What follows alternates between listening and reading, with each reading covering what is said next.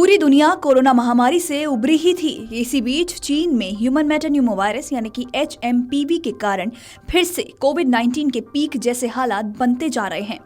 अस्पतालों और शमशान में भी बढ़ती भीड़ की खबरें और सोशल मीडिया पर वायरल हो रहे वीडियो ने दुनिया भर की नींद उड़ा दी है।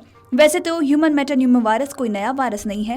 हालांकि जैसी इसकी प्रकृति और संक्रामकता देखी जा रही है, कई रिपोर्ट्स यहां तक कहने लगे हैं कि अगर संक्रमण को कंट्रोल ना किया गया तो ये 5 साल में एक और वैश्विक महामारी का कारण बन सकता है। बता दें कि भारत में अब तक इसके 6 केसेस सामने आ चुके हैं। इनमें से 2 मामले कर्नाटक से सामने आए हैं, जिनमें एक 3 महीने की बच्ची और एक 8 महीने की बच्ची है। तो वहीं 2 केसेस तमिलनाडु और 2 अहमदाबाद के केसेस हैं। ये बच्चे कैसे HMPV वायरस के संपर्क में आए हैं, ये अभी तक पता नहीं लगा है। भारत ने HMPV वायरस से निपटने के लिए तैयारियां पूरी कर ली हैं। राज्य सरकारें भी अपने अपने स्तर पर तैयारियां कर रही हैं। दिल्ली सरकार ने एडवाइजरी जारी की है, तो वहीं उत्तर प्रदेश के मुख्यमंत्री योगी आदित्यनाथ भी बैठक करने वाले हैं। केंद्रीय स्वास्थ्य मंत्री JP नड्डा का कहना है कि HMPV वायरस से घबराने की जरूरत नहीं है। ये वायरस भारत में 2001 से है। HMPV वायरस इतना खतरनाक नहीं है जितना इसके बारे में सोशल मीडिया पर बातें की जा रही हैं। HMPV कोई नया वायरस नहीं है, ये कई सालों से पूरी दुनिया में फैल रहा है। हम स्थिति पर बारीकी से नजर रखे हुए हैं।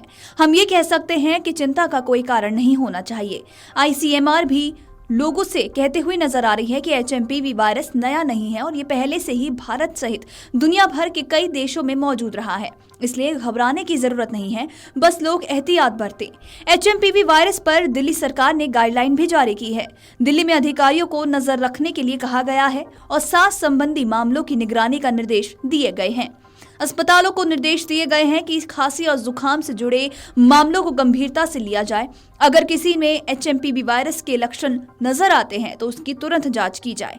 हालांकि दिल्ली में अभी तक HMPV वायरस का कोई मामला सामने नहीं आया है।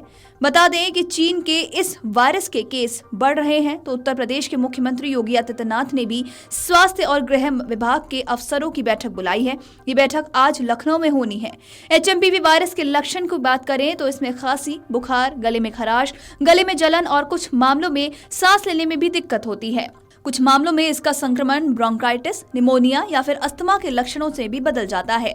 HMPV खांसने या फिर छींकने से निकलने वाले ड्रॉपलेट्स हाथ मिलाने से फैलता है।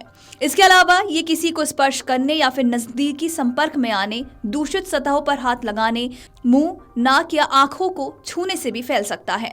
वैसे तो ये वायरस सभी उम्र के लोगों को प्रभावित कर सकता है, लेकिन ज्यादा खतरा 5 साल के कम उम्र के बच्चे और 65 साल से अधिक उम्र के लोगों को रहता है। साथ ही जिन लोगों की कमजोर इम्यूनिटी है, उन लोगों को भी अपना खास ध्यान रखने की जरूरत है। अस्थमा या फिर दूसरे सांस की समस्या वाले लोगों को भी इसका खतरा हो सकता है। इस वायरस को फैलने से रोकने के लिए कुछ उपायों पर भी जोर दिया गया है, जिसमें हाथ धोना, मास्क पहनना और समय पर जाँच करना जरूरी बताया गया है। HMPV और कोविड-19 में कई तरह की समानताएं हैं, जैसे ये दोनों सांस से संबंधित बीमारी का कारण बनते हैं।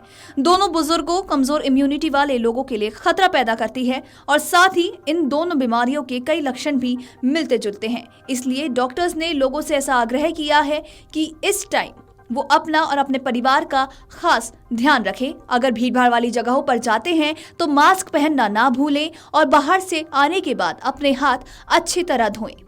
Video desk amarujala.com।